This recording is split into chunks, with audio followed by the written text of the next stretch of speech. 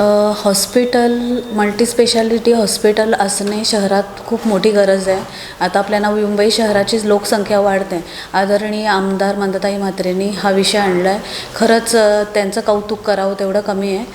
मी लहान आहे त्यांच्याविषयी हे शब्द बोलायला, पण तरीही हॉस्पिटल होणे गरजेचं आहे. पण आपल्या नवी मुंबईमध्ये जी हॉस्पिटलची ऑलरेडी स्थिती आहे, मी मागच्याच आठवड्यात आपल्या आरोग्य केंद्रांमध्ये दौरा केला.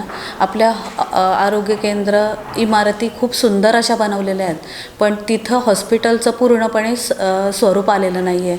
बऱ्याच ठिकाणी बेड म्हणजे अर्ध्याहूनही जास्त खाली आहेत. एवढं म्हणजे हॉस्पिटल रात्री अपरात्री जेव्हा नगरसेवक लोकप्रतिनिधी फोन करतात हॉस्पिटलमध्ये, बेडची आवश्यकता असते आणि तरीही आपल्या हॉस्पिटल्समध्ये बेड खाली आहेत, रिकामे पडून आहेत. का तर तिथं डॉक्टर्स नाही आहेत किंवा नर्सिंग स्टाफ अवेलेबल नाही आहे. बऱ्याच सुविधा आपल्या हॉस्पिटल्समध्ये अवेलेबल नाही आहेत. मग असं असताना आपले जे आधी असलेल्या इमारती त्यांना पूर्णपणे हॉस्पिटल बनवण्याचं सोडून त्याच्या आधी आपण नवीन हॉस्पिटलचा भार आपल्या महानगरपालिकेवर टाकणे योग्य नाही आहे. हॉस्पिटल्स व्हायलाच पाहिजेत, कारण आत्ताची गरज अशी आहे, लोकसंख्या एवढी भरमसाठ वाढते. भविष्यात हे आपल्या असलेले हॉस्पिटल अपुरे पडणार आहेत, तेव्हा नक्कीच अशा मल्टीस्पेशालिटी हॉस्पिटलची गरज लागणार आहे. आत्ता सध्या आपण डॅशबोर्डच्या माध्यमातून सगळ्या नवी मुंबईतल्या प्रायव्हेट हॉस्पिटल्सना आपण जोडावं, जेणेकरून जो 10% कोटा आपल्या महानगरपालिकेतील रहिवाशांना प्रायव्हेटमध्ये देण्याची गरज आहे, तो हॉस्पिटल्सच्या माध्यमातून मिळावा, ही प्रामुख्याने गरज आहे. आणि एकीकडे आपण हॉस्पिटल्स बांधत असताना शरीराची म्हणजे व्यायाम किंवा कसरतीसाठी किंवा सुदृढ राहण्यासाठी जी गरज खेळांची आहे, त्याच्यासाठी लागणारे मैदाने जर आपण नष्ट करणार असू तर हे कुठेतरी एक चुकीचा मॅसेज पूर्ण नवी मुंबईमध्ये जातो आहे. आणि आपण हॉस्पिटल बांधायलाच पाहिजे. तो इतर कुठेही होऊ शकतो, पण जे खेळाचं मैदान आधीच आहे ते कुठेतरी आरक्षित राहावं, असं पूर्ण नवी मुंबईकर जनतेची इच्छा आहे.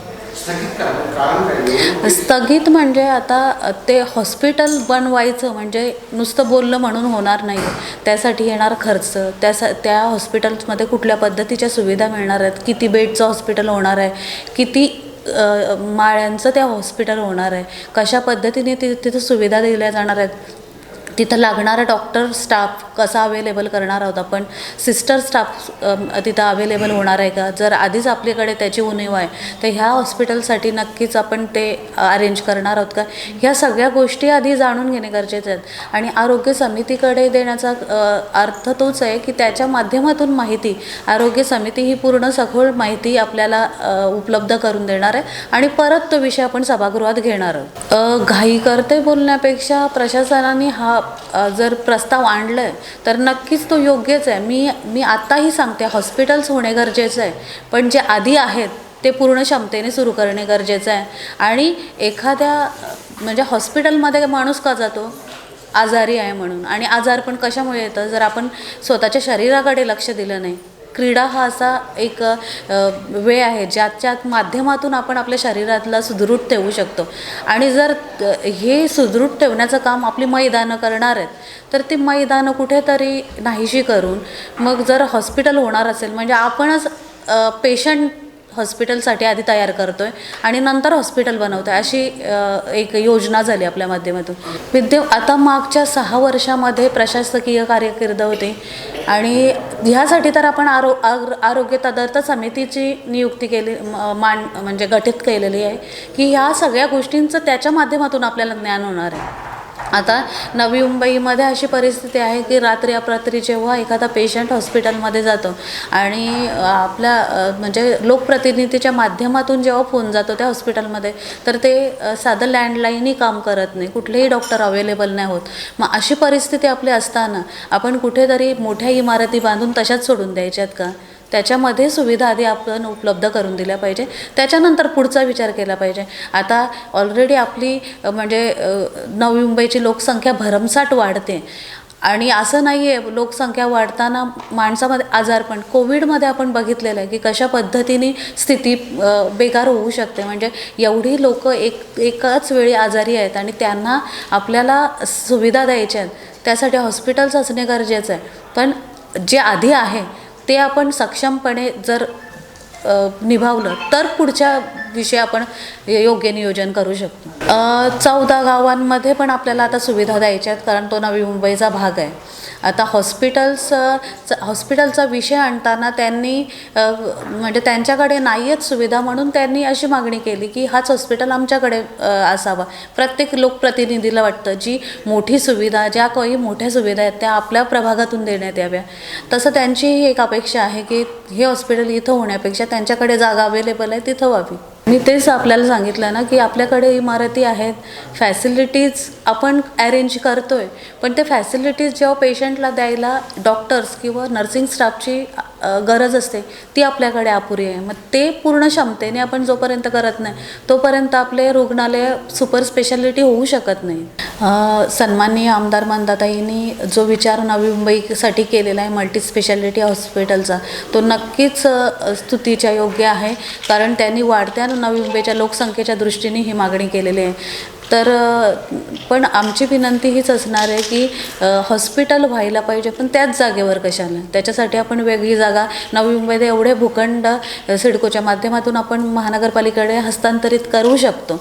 मग त्यासाठी आम्ही सर्व सदस्यांनी सभागृहातले विनंती केली की आपण मंदाताईंना आपल्या आमदारांना एक पत्र द्यावं विनंतीचं की हे हॉस्पिटल व्हावं, पण ह्या जागेवर नाही, दुसऱ्या कुठल्या तरी जागेवर. सभागृह पहिल्या दिवसापासूनच आपण कायद्याच्या चौकटीत राहून सुरू राहील याचे प्रयत्न केलेले आहेत.